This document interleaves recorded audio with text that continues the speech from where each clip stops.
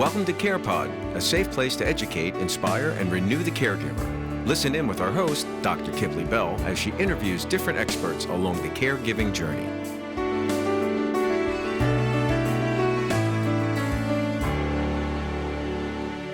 So we have a treat today. You all know that I'm big on transparent leadership, authentic experiences, thought leaders, women with credentials for days that say, hey, this is the path that I've personally walked, and I've taken that experience and I've created great purpose from it.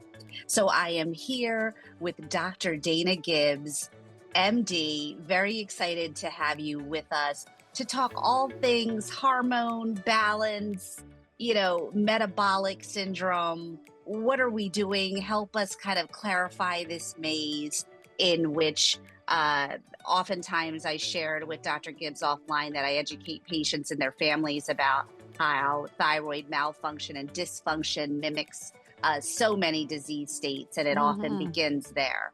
So no further ado, thank you so much, Dr. Gibbs, for joining me today. Thank you for having me, Dr. Bell. This is going to be great. I'm super excited to be here.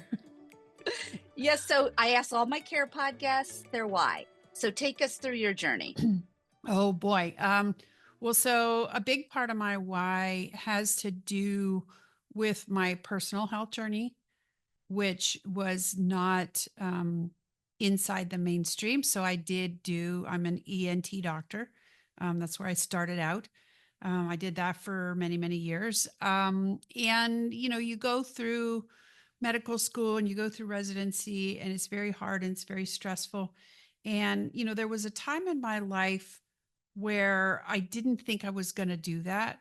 When I got out of high school and went into college, I was like, I don't have boundless energy like my friends do. I don't feel great all the time if I stay up late to study like my friends do.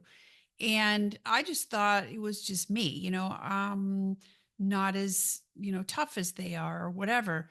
It didn't occur to me after the first few doctor visits that I went to that there was actually anything wrong with me other than I was just not tough enough or whatever. And so I originally wasn't going to go to med school. I had given up on my childhood dream. I wasn't going to do it. But then as I got out of college and I went into the research lab, because I thought, okay, I'll be a scientist. I love science. I want to do this anyway. I went to a science lab in a medical school, and all of the MDs were the ones who were really just lit up by what they were doing every day. And I was like, oh, well, I guess I'm going to have to do this after all. Wow. So that was your inspiration. That was kind of my inspiration to start into med school and all of that. And I did it. And, looking back on it, I'm really actually surprised that I finished my residency because it was so difficult for me. And so it really exacerbated what turned out to be a health condition that I just didn't realize. And that none of the doctors that I went to realized that that's what it was. And it was a thyroid problem. How about and I did not have abnormal, the labs that mainstream doctors do on people with thyroid, mine were not abnormal. I had many symptoms. I wasn't super overweight. Well, I wasn't overweight at all because my answer to stress is to just not eat. But I was out in private practice already doing ENT, liking what I did and learning more stuff that I had not learned while I was a resident, so I decided, hey, you know what? I live in Texas. So many people have allergies here. They affect your sinuses. They affect your throat. They affect everything to do with ENT. I better go learn allergy. So I did that. And it was at a conference that was about allergy that I walked into a lecture, and it turned out it was about hormones and thyroid. And by the end of that hour, my jaw was on the floor because he had described me in almost every detail. Wow. To a T. To a T. And then he said at the end, and a lot of these people don't have abnormal labs. Boom. My mind was just exploded. And I went home to my family doc and I said, Doc, I know my labs aren't abnormal, but can I please try taking thyroid medicine? And it was a particular one called Armor Thyroid at the time. And it was like a miracle for me because before I had been cold all the time. I had been sleepy all the time. I was sleeping 10 hours a day and still sleepy when I got up in the morning. I would still have to hit the snooze 4 times to drag my ass out of bed in the morning. Um, all the things that you think about as being classic hypothyroid symptoms, except still the weight issue. And, in medical school, they pretty much said, if you're not fat, you don't have a thyroid issue. And I'm like, okay, I must not have that. And when they said, oh, your thyroid's fine, here, take these antidepressants. I was like, oh, okay. I don't feel like I'm depressed, but sure, I'll give them a try. So Wow. basically what that taught me is that there are things that mainstream medicine doesn't have a good process to address. And to be your own advocate, right? And yes, to be your own advocate and to learn as much as you can. And in the allergy education that I was getting was a bit out of the box anyway. So it did not feel weird to me to go to the literature, to go to more lectures, to go to more mentors and go, okay, I'm an ENT surgeon. I take people's thyroids out, but I don't know how to treat them afterwards. What's the heck? And so I started learning and eventually found the field of integrative medicine. It was kind of a circuitous route, but I found the field of integrative medicine and I started kind of sneaking that into my mainstream practice. It's like, okay, somebody would come in with a thyroid nodule, and here's a weird thing. So when you're a resident, when you're in the big teaching hospital, you see the worst of the worst. Everybody that came in with a lump in their thyroid had some kind of weird, esoteric, horrible cancer. And if we didn't save them, they were going to die, blah, blah, blah. That was not true in private practice. Private practice, I saw person after person after person with thyroid nodules, and they would come back benign. They would come back adenomatoid nodule, or they would come back with a diagnosis called chronic lymphocytic thyroiditis. And I was like, well, what is that? What is chronic lymphocytic? And so I started looking and I was like, okay, this is Hashimoto's disease. Wait a minute. Hashimoto's disease is an autoimmune disease. Why are we doing surgery on somebody with Hashimoto's disease? Is it making them better? And the answer to me was no. They were not feeling better. As a matter of fact, I would take out that lump out of their thyroid and they would feel worse. And I found out many years later that the reason they felt worse is because their thyroid had been damaged by the Hashimoto's disease, the autoimmune attack, and then started to further regrow. immunosuppression. Yeah. Well, it had started to, the attack had passed and then the thyroid gland had started to try to repair itself. But in the scar tissue of the thyroid gland, there's bands of scar tissue. And so when it starts to regrow, it grows in these ball-like lumps that look like tumors on a sonogram. And so it's like, if that's the only healthy thyroid tissue they have and you just took it out, you did not make them better. You made them worse. Yeah. And so I started saying to myself, there's stuff in the books about suppressing thyroid nodules instead of taking them out. So I started trying that. It was pretty successful. And this is years ago. This is years before I thought about going out on hormones. People would come back from their endocrinologist with a prescription that didn't make them feel better. And this was, 60% of the time, or maybe 70% of the time, if the diagnosis that they had was Hashimoto's disease on their biopsy or their surgery results or whatever. So I started saying, I wonder if I can help them by giving them hormones. And it felt a little bit weird. I was a little bit weird about going out of my lane, but I started saying, let me write your prescriptions. Let me give you this Armor Thyroid that helped me.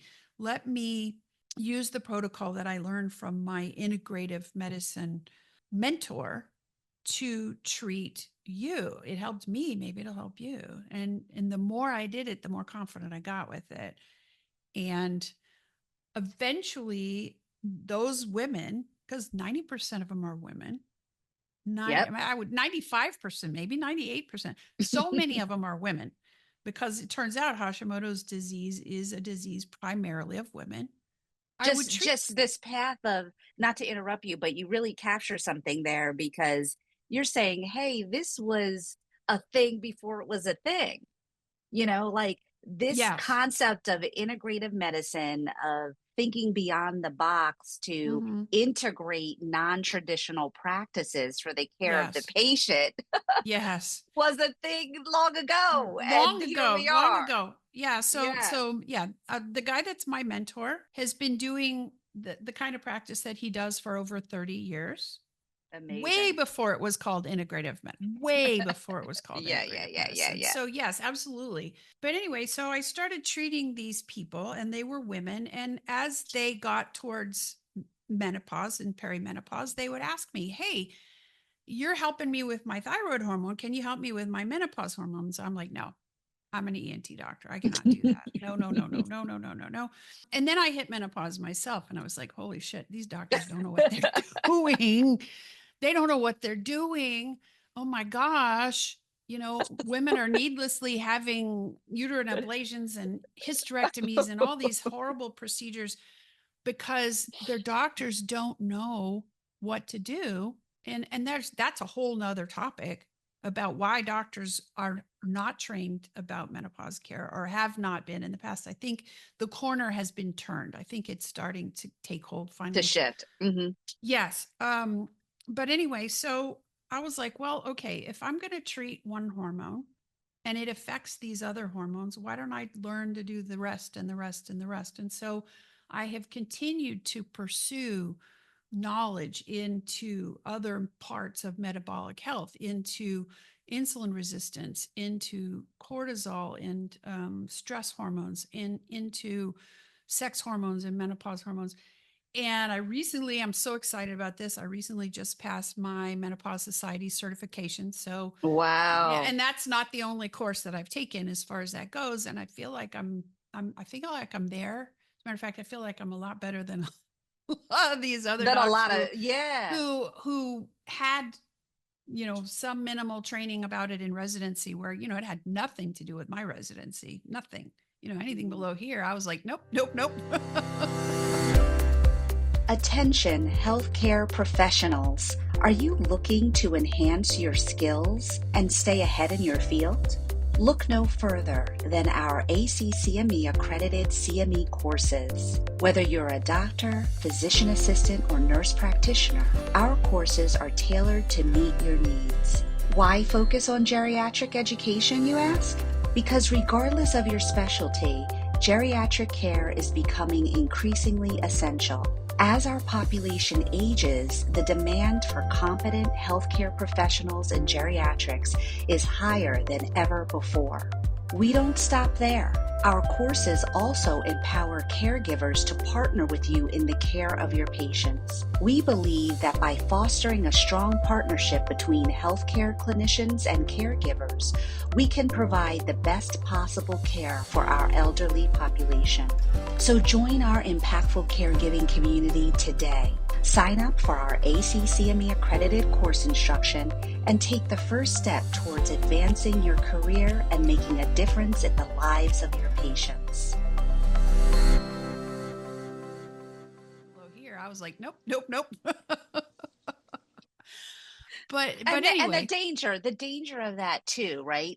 I literally recently had my 96-year-old aunt say to me, "But don't doctors know everything?" This was a woman 2 weeks ago.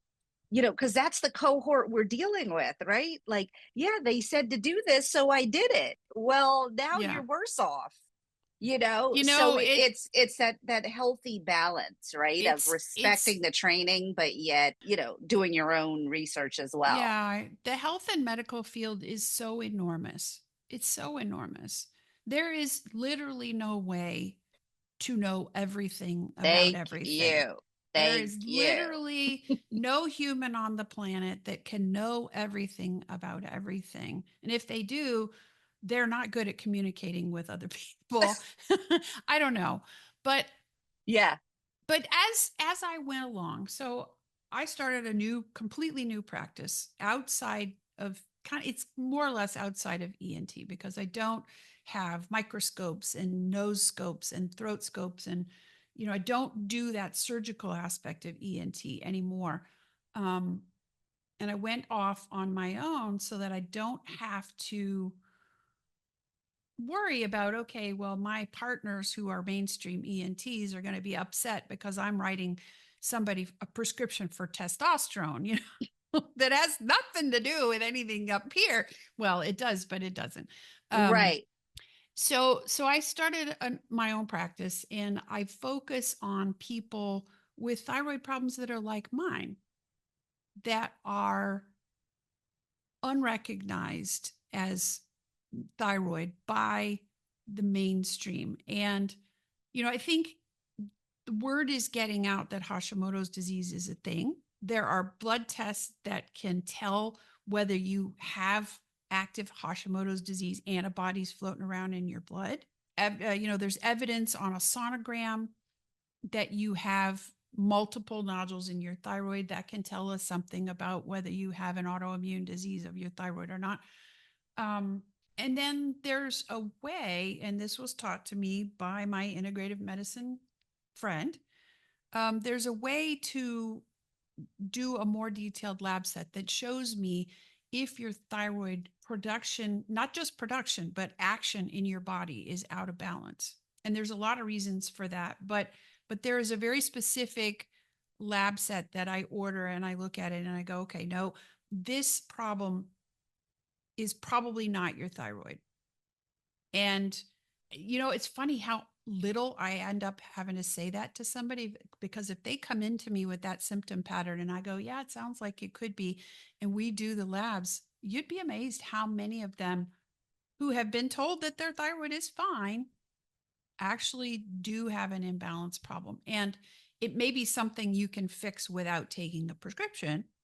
Mm-hmm, mm-hmm. But then again, it may be something that if you take the prescription for a while, it will give you your energy back so that you have the energy to do the exercise and change your diet and work on your stress, because stress is so strong of an influence on thyroid, and people don't have any idea that that's the truth. I didn't have any idea that that's the truth.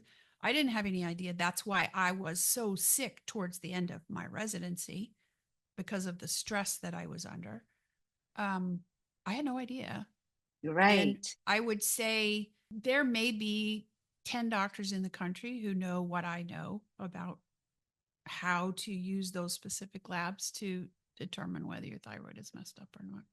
So what does that look like then for someone who wants to connect with you, who says, oh my gosh, she is speaking my language right now. I would like to consult with her. I'd like to see about what that looks for me, largely in part that, the caregiver journey, right? It can be analogous, if not worse than residency, in terms of the stress and the caregiver burden, right? So my mantra is that we're caregivers.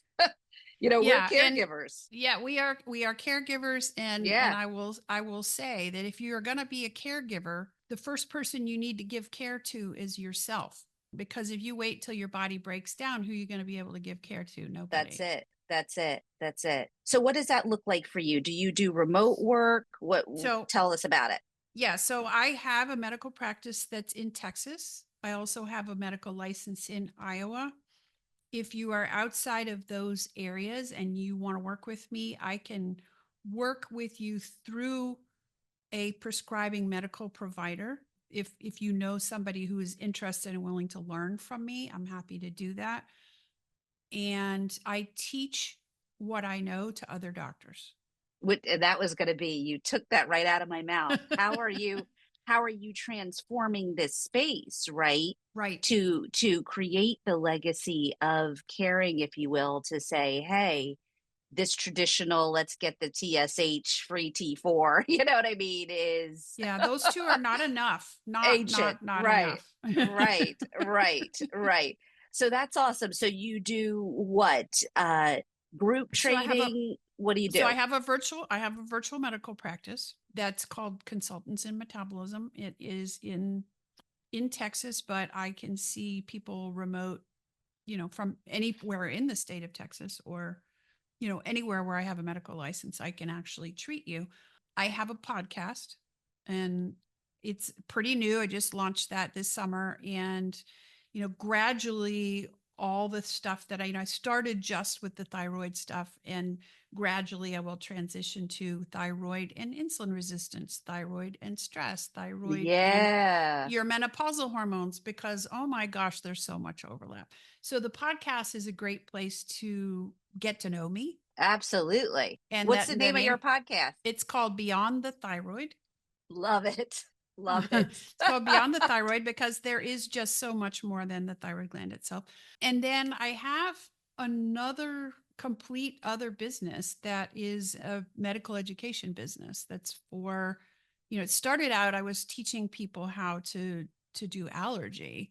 So the name of that business is called Allergy Access MD. I think that's kind of silly now because I really don't do much allergy on there at all. Mostly I have a comprehensive course. Me and my mentor together have a comprehensive course where we will go over the techniques that we use and the justification and the science behind what we do. And we have a weekly discussion group where people can bring cases and bring questions and talk about basically anything in, a safe, secure. We don't talk about each other's cases, outside that, but it's like grand rounds, basically. Yeah. It's like journal club. It's like grand rounds. Yeah. It's a discussion group. Lunch and learn. Where where we can muddle through or, struggle through, or, hey, do you know anything about this and blah, blah, what's a great resource, and figure out how to best help the people that come through our door. So Amazing. It's wonderful. So much fun. Absolutely. Yeah. I resonate with that because you go to your colleague, but you also go to the people. So I love that you're transforming medicine on each side of the spectrum. Yeah, that's awesome. That's awesome. The goal. That's the goal because, when my kid is having similar problems later, I would love it if there was somebody I could just say, oh, well, this person will take care of you. I am too old now. I'm retired or whatever, but I would love to be able to have a contact in every state that knows what I know, so that I don't have to say, oh, I'm going to have to teach your doctor how to do this, Yeah. Because it just makes it, I don't know, the access to what I have is not where I want it yet. Mm-hmm, mm-hmm, so, mm-hmm. Well, this is a broad reach. So I think it's a great opportunity. I'm honored to have you with me. So tell us all the goodness. Give me the websites, all the things, so that our guests hear it all. It's pretty simple. The website is danagibbsmd.com. My Instagram is the same at Dana Gibbs. And it's Dana Gibbs MD 81. So I don't know. You'll find it if you put my name in there. On Facebook, it is Consultants in Metabolism is the Facebook page, because that's the name of the practice. And you can just about find me anywhere. Love it. Love it. Love it. Well, I'm so honored to have you. I'm going to check out your stuff for myself as well, for my own patient care, because I think it's all about enhancing our knowledge. Yeah. So this is good stuff. We will run that course again in the spring. I do not know exactly when. The live sessions are free. We've never charged for them. Amazing. But it is a lot of material. And so what I tell people is, look, you owe it to yourself to pay the few $100 for the replays. And then it does get you into the discussion group. So, and basically I run that at my cost, basically. Yeah. Because it's like, look, it's too important. This information is too important. It needs to be absolutely. And it benefits the patients that we collectively serve together. Yes. So absolutely. Yes. And we have naturopaths in the group. We have nurse practitioners in the group. So we don't really exclude anybody. Beautiful. Anybody who's a prescriber, come on in and learn how to Beautiful. Love it. Love it. Love it. Well, so glad to have you, Dr. Gibbs. Thank you. It's been so much fun. Yeah. So my women caregivers out there, be mindful that your symptomatology may be beyond the thyroid. So check out Dr. Gibbs' podcast as well. Okay. All right. Great information right from the source. For more information on how to caregive like a boss, check out impactfulcaregiving.com. Want to be a guest on the show? Contact us at CarePod at impactfulcaregiving.com.